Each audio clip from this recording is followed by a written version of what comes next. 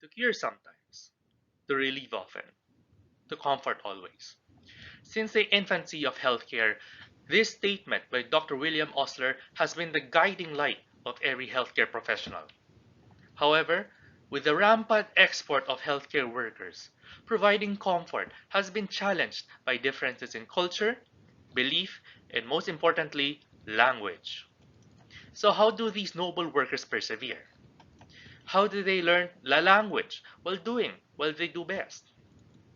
Good day, my name is Dominic Ambat, and this is my research entitled Byouin ni Okeru, Nihongo Benkyou no Shikata, a grounded theory approach on JPEPA nurses and caregivers non-classroom language learning processes inside the hospital and the nursing home. And the following is my research outline for this presentation.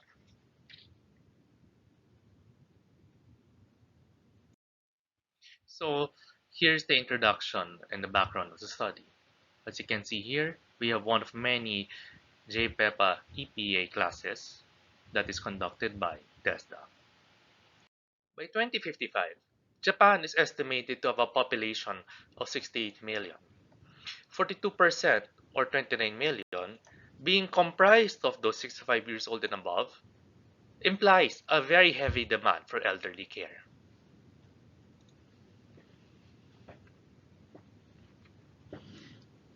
In response, Japan proposed the economic partnership agreements with the Philippines in 2006, Indonesia in 2007, and Vietnam in 2008. These agreements would allow healthcare workers from these countries to augment and supplement the missing native Japanese healthcare workforce.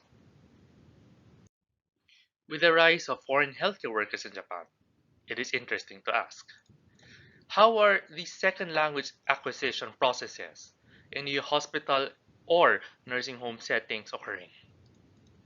And how are the current language interventions and pedagogies for Japanese language for nurses and caregivers effective?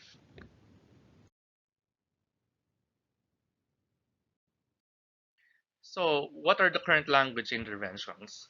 Number one, we have a 6-month pre-departure language training and 6 months in Japan.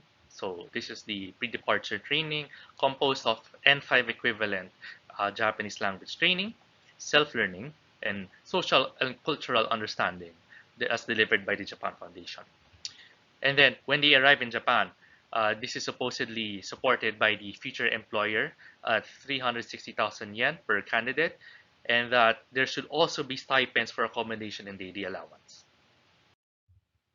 However, there are some problems with this implementation, either because of economic, administrative, psychological costs, or because of bureaucratic inertia, particularly by hospital directors pressured by bureaucrats. Interestingly, according to Hirano in 2016, this is despite an annual subsidy of 300,000 yen per head.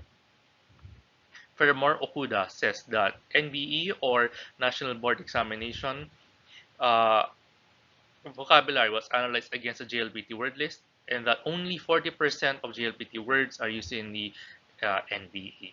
In other words, there are lacking technical terms in the medical word that are not being studied for. Furthermore, Kawaguchi says that sociocultural context of the words in the NB are equally important.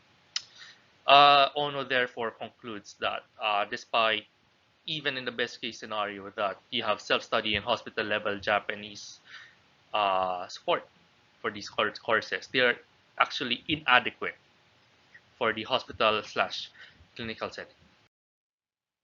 So what's the current state of scholarship? We do know that there are many classroom-based studies that have already been done, but very few studies on the study of second language acquisition of adult professional migrants, and this is key to this study. Furthermore, in the Philippines, there are no graduate schools and programs that focus on the Japanese language. So the impression of this researcher rather, on the RL is that we need more on-the-ground interviews to understand how do these adult professional migrants reach working level proficiency, especially in the hospital and nursing home scenario. To understand this problem, the researcher we'll use classical grounded theory. Basically, instead of imposing a theory into the study, because it's a relatively new phenomenon, first we gather information, so from the bottom up, and then we have a theory. And we allow respondents to um, uh, articulate their own problems and the means that they try to solve it. And here is the outline. So first we do data collection, then we analyze, memo, do theoretical outline, then sort, then finally we write. And this research is the result of that writing. Mediani further gives us a clearer comparison between traditional ways of doing research and that of grounded theory. So in traditional, you have the literature first, followed by hypothesis, data collecting, then finally testing the hypothesis. So grounded theory is the exact opposite of that. We have the data first, then we have the theories, which this discussion will be presenting. Then finally, what is the literature here, right? So what is the methodology that we chose to use for the study? So our conceptual framework is as follows. A pre-departure learning, followed by hospital and care home learning, the students doing their own self-study and learning, and the unknown process which we question this research about. And then do the nurse and caregiver pass both the GLPT and to and their respective certification exams? And finally, do they leave or do they stay in Japan? Here is our methodology rather. So of course we target those that have worked inside Japanese hospitals and nursing homes. And our sampling is follows. We chose convenience and snowball sampling due to the peculiar nature of the JPEPA nurses. They are exceedingly few, so it was difficult to find a sample that is rather large. However, we are fortunate to have had 8 respondents in total with following characteristics. They are between the ages of 24 and 36. All of them are female. And surprisingly, they are found in different prefectures. Although this particular batch was mostly in Okinawa, with 2 in Gifu, one in Shizuoka, and 1 in Tokyo. To gather data, we use semi-structured questionnaires instead of interviews for 2 particular reasons. Number one, these are nurses, and they were interviewed at the time of COVID-19. Either that or many of them are returned migrants working irregular shifts in the BPO industry. So semi-structured questionnaires were used in order to conveniently gather data. And naturally for our analysis, we'll do coding using classical grounded theory. And here are the questions we seek to answer for this research. Number one, how did you learn Japanese before leaving the Philippines? Number two, how did you learn Japanese when you were working inside the hospital or nursing home in Japan? Number three, how did the hospital or nursing home support your language learning? And number four, how did you deal with challenges you were faced with while learning Japanese? So here's the analysis. So after gathering data from the respondents, we identified this framework. There is pre-departure learning, learning with counterparts, active learning processes, self-paced learning materials, learning attitudes, and classroom learning. The researcher identified these 6 elements that comprise workplace language learning processes, especially for adult professional migrants. So here are the codes that we actually gathered from respondents' answers on the questionnaires. Using grounded theory, we had open coding, axial coding, and then the theoretical coding. So just to be clear, open coding refers to the raw data that we gather through the text, further refining them into categories through axial coding, and coming up with the final categories through theoretical coding. These are the final categories that we identified as a result of this coding process. So for pre-departure learning, we identified these.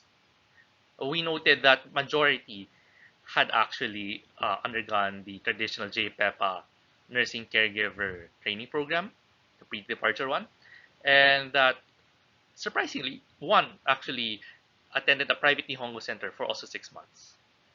But Regardless, we noted self-study strategies as well. So further refined, we have at least 6 months classroom training, regardless where it is, and therefore we identified pre-departure learning. For learning with counterparts, we found some interesting data. Being taught right terms by co-workers, by senpai, or rather their senior colleagues, being taught right terms by their patients, which is interesting because the patients themselves seem to be coactive. But more interestingly, and this is noted with where they were deployed, being taught the dialect by their patients as well. So further refined, we see that these nursing caregivers were taught by both the co-workers and by their parents. In other words, uh, they were learning with their counterparts. Active learning processes. This is about asking questions, lots of talking interactions with colleagues and patients, constant practice, searching for kanji and taking notes. We further refined it to conversation, researching, and note taking. And this is what we have coined as active learning processes. For self-paced learning materials, we have all of these. Books, media environment, consisting of self-paced learning materials. Learning attitudes. That there, most interestingly, this refers to internal motivation. That there is no harm in asking. And interestingly, patience and keep asking your senpai until you understand. So we noted themes of motivation, confidence, and grit. And finally, classroom learning, divided into Japanese classes and nursing classes. So what can we glean from this data? That, of course, the processes exist. Individuals have their own learning strategies, and that consistent with Ohno, language training support wildly varies. Particularly, only one had full support by their hospital, and six had materials, and the rest relied on self-study strategies.